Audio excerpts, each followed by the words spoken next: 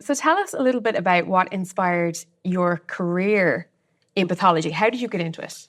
So I had my daughter when I was a teenager, and I didn't really know what I was going to do with my life. I just knew I needed to get a job that made money and that I could get health benefits. So I went to school to be a nurse because I was a teenager and I thought like, okay, that's what girls do. They go to school to be a nurse, right? And I went there and then I instantly started taking biology and stuff. And then I discovered the microscope and science, which I really didn't have in high school because I dropped out of high school. And then I fell in love with science and I was like, I don't want to be a nurse at all. I want to be a scientist. Is there a job I could get doing? Like, can I do this as a career? And one of my teachers was like, oh yeah, I work in the hospital in the microbiology lab and I just look at the microscope all day and I do all these tests. And I just thought it was so cool. And then I just got into it like right away. That's how I got into this whole field. Yep. And so when you began, what was your first role, I suppose, that you had in pathology? Oh, my very first job in pathology was, it was terrible. I was a phlebotomist, which I had to take blood from people. And that was what made me decide, because that's the person that's in between the hospital patients and the lab to get the blood to bring it to the lab. And I decided then that I wanted nothing to do with ever touching a live person, just because it made me very nervous to have to, I'd have to go up to the ICU and they would just say, don't come down unless you have this person's blood. And they had all this edema in their arm and I couldn't find their vein. And, their family members sitting there watching me stick them a couple times. And it just made me very nervous. But it was also a cool experience because then when I went back to the lab, I got to work in microbiology and put urine and sputum and stuff on Petri dishes. So that was cool. But yeah, it was, that part of the phlebotomy was terrible. So were you squeamish? No. Not at all. Not anymore, or were you? I never was. No. I mean, there's only a couple different things that make me feel kind of grossed out. One of them is if I get an amputation or something that has maggots on it. And I don't even know if it's necessarily grossed out. It's just more I feel like bugs are crawling on me. And sputum in microbiology is when someone coughs up. It's basically when somebody coughs up a giant thing of mucus. And I used to have to put it on a swab and put it on a Petri dish, and just playing with it was kind of gross. But other than that, gross. Yeah. And so tell us about your Instagram. So when did you start it, and what kind of inspired you to kind of move and I suppose pathology as a career, and kind of, it's not exactly glamorous, I suppose, in terms of it's not, you wouldn't think it would be something that's Instagrammable content that people are interested in, but it's hugely interesting. I mean, in Ireland, the state pathologist is an absolute celebrity. People love her. She was on Dancing with the Stars. Oh, really? That's awesome. She is well, she's retired now, but everyone loves her. And there's such a huge fascination around death. So why did you decide to take this from kind of your day job into Instagram? Or was that ever the plan? I never had a plan for any of this, which is maybe why it's successful, because I just didn't really, I'm just kind of going with the flow. But I went to school, I was in PA school and I went full time. And then I also was working full time. So I just was busy all the time. And I really was interested during school, but I just didn't have time to even think about anything. And then once I got done school, I had so much free time on my hands because I was so used to doing all this stuff. And I was like, oh, you know what I'm going to do? I'm going to go home and I'm just going to write about the autopsy that I did today and talk about what I saw, what I learned from the pathologist and stuff like that. And I started doing that. And then I started making a blog that was called iheartautopsy.com at the time. And nobody saw it because it was just a regular blog website. And then my husband at the time, when I was dating him, he has a popular Instagram account for his photos. And he was like, why don't you take these photos and the text that you're writing and just make it a little bit smaller and put it on Instagram? And I didn't have any social media because I'm kind of anti, actually, which is funny because now I'm on it every day. But yeah, I did that. And at the time, my daughter was 18 and she was a teenager, so she knew how to work it. So she said, what picture do you want to put on there? And she told me how to do it and the hashtags and all. And then I got the hang of it in a couple of days and it kind of went from there. And it's been growing and growing ever since. And you've got a podcast now as well. Yeah. So was that ever kind of, I suppose, with like everything, kind of everyone's moving into the podcasting world. But is that a way for you to, I suppose, as well, expand on the conversations you're having on Instagram? Yeah, well, so I started, before the podcast, I started a website called thegrossroom.com. And on that website, it's kind of like my Instagram's a light version of what the website is. So I do more articles. It's more kind of like my original blog I started, but now I actually have people that are there looking at it. So bigger articles, more graphic photos, more photos. There's no limitations because it's not Instagram. And on there, every single week, I watch the news and listen to the news all the time. And I try to keep all of these things relevant. What's going on in medicine, what's going on with murders and any kind of manner of death, accidents and things. And I couldn't really keep up on it to write so many articles by myself. So my daughter does help me with that too. But we found that every week we're like, did you see what happened? Did you hear this happen? Did you hear this happened? And I'm like, people might just want to hear these conversations that we're having every week because we're so on top of what's going on. And that's how we decided to start doing the podcast. And tell us a little bit about, I suppose, death is something, obviously, it's something happens to all of us. A lot of people don't maybe experience it, aren't that close to it. But how would you say that you deal with the balance between kind of educating your audience and just having those discussions and kind of the balance of, I suppose, sensitivities around that? I try to be sensitive, but at the same time, I just try to keep it as real as possible. Like, I don't candy coat. Yeah. So I think that everyone could agree they have an interest in death because it's going to happen to everyone. Everyone you see here today will be dead at some point. Everyone you love will be dead at some point. And it's just, I feel like when you're more educated about it and you understand it, it helps you deal with it when it happens, especially if you're not, like, I'm not really a religious person. So I had to learn about, like, okay, well, what does happen with me when I die and, and my family and stuff like that. Yeah, no, that's an incredibly interesting point. I suppose, how has your work as a pathologist kind of influenced your perspective on life and death? Well, it could go both ways because sometimes it helps me deal with it more when I could understand, like, when I haven't had too many people die around me, fortunately. Yeah. But like when my grandmom died and got cancer, it was kind of easier because I just knew, okay, there's nothing they can do for her with this particular cancer. Like, I just knew it. And when my mom and my aunts were kind of not as understanding, I just was like, she has gallbladder cancer, it spread, she's dying, like very cut and dry. So that was good. But then at the same time, like, anytime my kids have any kind of issue, it's like I go down a rabbit hole because I know too much and I think that everything's cancer, everything's a brain tumor, everything, so it goes both ways. And tell us as well a little bit about, I suppose, the gross room is what you were telling me there. That is kind of where people go, they can sign up and they can have access to your blog post. But you also talk a lot about, you share pictures and you share on your Instagram account mystery diagnosis. Why do you think people are so into it? Is it natural? Is it like a normal interest to have? And maybe some people are more, confronting of those interests than maybe other people want to be. I think that, especially with my thing, because I just don't deal specifically with forensics and murder, I think that a lot more people, if you talk to them, they know people that have natural disease rather than someone that was murdered. I mean, if you talk to anyone and say, do you know somebody that was murdered directly in your family? It's probably no, honestly. But if I said, do you know someone that has cancer? You would say, oh, of course, And I think that a lot of people like that I cover all of these more obscure things that maybe they're at home and they're dealing with it and then their kid has something weird and then they see it on my Instagram and it makes them happy because then they see comments underneath of other people that are like, because it's worldwide, the Instagram. So people say, I have this. I've had some of my followers make connections with other people because they both have the same disease going on or something and it helps people kind of come together in that kind of a way. And obviously these are cases from your real life that you're sharing. How do you kind of strike that balance between, again, sharing what you're sharing and the balance of I suppose, respect to the victim and their family? Is there kind of...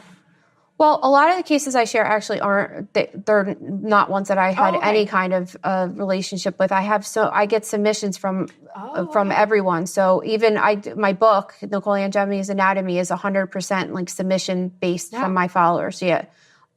Which was cool because I got to interview all of them and find out like what happened, and they shared their pictures that they had with me, and that's how I was able to put the book together. But yeah, people, especially the more common it is to have a camera phone, you have a camera in your pocket at all times. People go to the doctor, and now that it's just becoming more known, they're like, I want to see a picture of my organ when you take it out, or, so, and then it's the same with autopsies. Like, obviously we would never show pictures that were not, that were identifying who a person was. So I like to show cases that you can't tell if it was, and sometimes I do that. I find photos from old pathologists that I used to work for, something from the 70s, but it's like, it doesn't really matter what time period it happened. I'm just trying to show something, and you can't tell what country it was, who it was. Sometimes you can't even tell if it's male or female unless it's like a specific organ. So it's incredibly educational. I suppose it's a great resource for people to have to go and learn about these sort of things. Not everyone gets an opportunity to go to medical school. Not everyone has the opportunity or the means to do so. So it is a great way to educate yourself. And tell us about the book. I suppose that is not just, deceased people, autopsies. It is also, like you said, people get pictures of their organs when they're taken out of the hospital, right? Yeah, the book is everybody at the time of publishing of the book was alive. So it was all live patients that I interviewed and specifically sent me the cases. Over 100 different people. Some of them have died since I found out through family members and things like that. But yeah, it's not. It doesn't really have. It's almost like an autopsy of the living, kind of. It's just examining different organs from all over. That's an interesting way of putting it. And we were just talking about just before we started recording the podcast about how you're having a talk here later today, and you're kind of nervous about it. Would you say you're more comfortable around the dead than the living? Oh, yeah, 100%. Yeah. I feel like a lot of pathologists kind of say that, and it's obviously very true, but why do you think that is? It's actually part of my lecture tonight is like, if you want to work in pathology, there's like these certain characteristics you have to have. You have to be like totally weird. You have to be a dork into science. You have to be completely antisocial. Like, there's all these... And I think it is true. Like anybody that you talk to, and you definitely meet different personalities, but a lot that you have in common is that you just want to keep to yourself sometimes. Like, especially when I worked in surgical pathology in the hospital, like there would be times that I might see one person a whole entire work day, and I was totally cool with that because I could like listen to whatever podcast I want, be alone. I know what I need to do. I don't need someone breathing down my neck. Do my work and leave, and it was awesome. That sounds like my dream job, to be fair. I actually like that pathologist I was telling you about in Ireland. When she released her memoir, I was like, maybe I could go to medical school. Maybe I could do this. And then I was like, yeah, that fantasy is over. After about 5 minutes, I was like, 5 years of my life, I don't have it in me. But it's something that's a lot of people are just so incredibly fascinated by, like we've said. With regards to Instagram, how do you navigate that online? Any criticism that you might get from people who, I guess, don't really understand what you're doing? And I suppose that's kind of where the nastiness comes from. Do you get a lot of that? Oh, yeah. Like, especially in the beginning, because I think now, I started Instagram in over 10 years ago now. So I think now there's way more accounts like mine. Yeah. But mine was kind of one of the first to be doing such a thing. And a lot of the complaints that I got were from physicians and things saying that like that material doesn't need to be accessible to regular people because they think they're, some kind of elitist snobs or something that these people don't need to see that. They won't understand it. And, that kind of a thing. So yeah, I've gotten hate. And of course, over the court, Instagram is terrible now anymore with the algorithm and this and that. And they haven't showed my account to new followers in years. All of my photos are flagged as graphic violence, even though I could go through. It's like one was alcoholic cirrhosis, one was just things that all natural disease. One was endometriosis.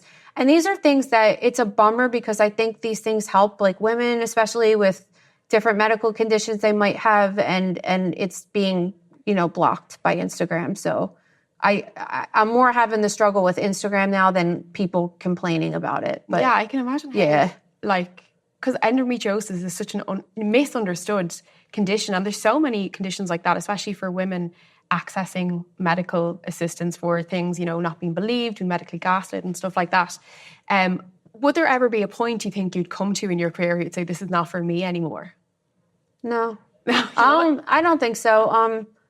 The awesome thing about pathology is just it never ends. It's just like every day, either somebody will send me a case, I'll read a case, I'll see a case in person, and I'll just be like, oh my God, like I've never seen that before. I've never heard of that. I never even thought that could happen. It's just, there's just never, you'll never know it all, ever. And that's what's awesome about medicine. It's never ending material kind of. And it always keeps your interest piqued because of that. Yeah. And is there any, I suppose, recent, or not even recent, but is there any cases of, people you may have autopsied or dealt with that you have, they're kind of this, what happened to them has just stuck with you or kind of changed the way you think about life and death? Yeah, I mean, there's just so many cases. You hear the histories and you're like, God, if this person just went to the hospital lots of times it's just these things that progress because people didn't take care of it. A lot of autopsies I've seen are due to obesity or just things that people kind of do to themselves, like drinking alcohol, smoking cigarettes. They're always the big ones that you see so many. You're just like, if this person just didn't do that stuff, they would still be alive, kind of. So yeah, I mean, definitely would never smoke. I rarely drank, a couple drinks a year because alcohol is just so bad for you, and I've seen the effects of that. Not to mention in surgical pathology too, I used to get all of the explanted livers from people that get liver transplants. Wow. So it's just a lot of self-induced stuff for sure. And the ones that freak you out though are the ones that like aren't self-induced. You know what I mean? Just crazy things that come upon people and you're like, holy shit, like that's so scary. It could just happen to anyone. And you're just like every day just keeping your fingers crossed that it's not you, Yeah. And is there anything that you have seen in your line of work that would kind of make you say to your children, no, you can't do X, Y, and Z because I've seen the reality of it? Maybe not just smoking and drinking, but is there any other things? Well, for sure. When I did my internship at the medical examiner's office, like I never really realized the amount of people that die on motorcycles every day, like just in Philadelphia alone where I was. And I don't know, I was under some impression that everything that I saw on the news was like all that was happening in the city. And it's like, no, it's like 10% of the people that really die every day. I was just kind of shocked. And it would just be like multiple people a day from motorcycle accidents. And I was there in the summer, so it's just a little different because in Philly, there's months of the year that you would never even be able to go on a motorcycle because it's too cold and the weather's too crappy. But yeah, that kind of blew my mind because my dad rode a bike my whole life, and my mom would never go on it with him after they had me, the first kid. And now I understand why, because she was like, if it crashes, we're likely both going to either be severely injured or dead, and we can't have our kid be an orphan, right? Yeah. So yeah, that was, and my husband is a firefighter, right? And he jokes sometimes that he wants to get a motorcycle, and I'm like, listen, you're gonna die every time you go to work. Like, you're not getting a motorcycle. Yeah. I don't tell him anything else he can or can't do, but I'm like, please just try to be a little bit safer on your days off, right? Yeah, they freak me out as it is, but I think now I'm even more freaked out hearing that from you. What kind of advice would you give to people who would be aspiring to go into the field of pathology? Is it something you'd recommend doing? Well, that's actually part of my lecture too, is that I show the different educations that you could have in pathology and like the jobs you could get with that education level. So the cool thing is that even if you've never went to college, you can work in pathology. There's like something for everybody to do, all the way from high school education to a doctor. So it just depends on what level you have it in you to go to school. There's just a lot of different factors because like my pathologist assistant degree, there's only a couple programs in my whole country that offer that. I don't know what it's like in Ireland with my particular job, but it has to do with like where you can go to school. Do you want to move? Do you want to dedicate 5 years of your life, 10 years of your life, whatever? And my biggest thing is if you think that you like this, you should really go try to shadow someone for a day and see what it would be like to go to work for a day. Because what I show on Instagram I make it like look way more interesting and glamorous than it is. There's a lot of like stupid stuff and crap you have to deal with all day too. And you don't see people all day a lot of times. Sometimes you have like one coworker. Sometimes like when I worked with a lot of pathology residents, it was super fun and we worked with a bunch of people, but it just depends. But it's not for everyone. So I would say before you even decide to make that decision to go to school for all those years, make sure you're going to like the job. And with regards to the profession as well, do you think that the portrayal of a pathologist, I suppose, in mainstream media and even in, entertainment, does it differ a lot from the reality of the profession? Yeah, that's another part of my lecture tonight too, is just talking about like the unrealistic expectations that patients have when they ask us to do an autopsy because they watch TV and they just think that we, if you watch an episode of CSI, it's like they do these crazy things and they have an answer in an hour. And a lot of times we just can't tell you. We don't know. There's just certain things that we can't do. So yeah. And then when you see the way the people look, they're always like super hot and beautiful. And no, it's not like that at all for the most part. Like just regular people, people walking up the street you wouldn't expect to work in the department, so. That's interesting. Well, Nicole Angemi, thank you very much. Thanks for having me. I'm Nicola Tallant and you're watching Crime World, a podcast about criminals, drugs and the underworld in Ireland and across the globe. Make sure you subscribe to our channel and turn on notifications so you can be the first to watch all our latest episodes. You can also listen wherever you get your podcasts.